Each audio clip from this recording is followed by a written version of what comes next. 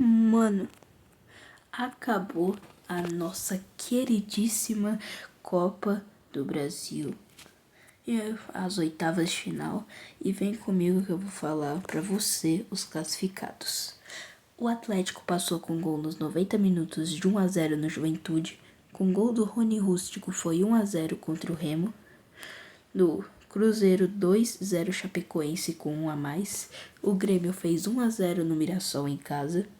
Fluminense tomou uma sapatada de 3-1 do Vasco. E o Fortaleza até ganhou por 3-2, mas o Palmeiras ganhou no agregado.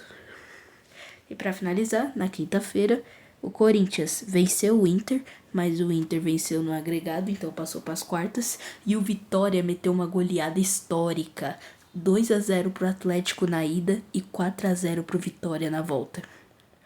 E é isso, espero que tenha gostado e falou!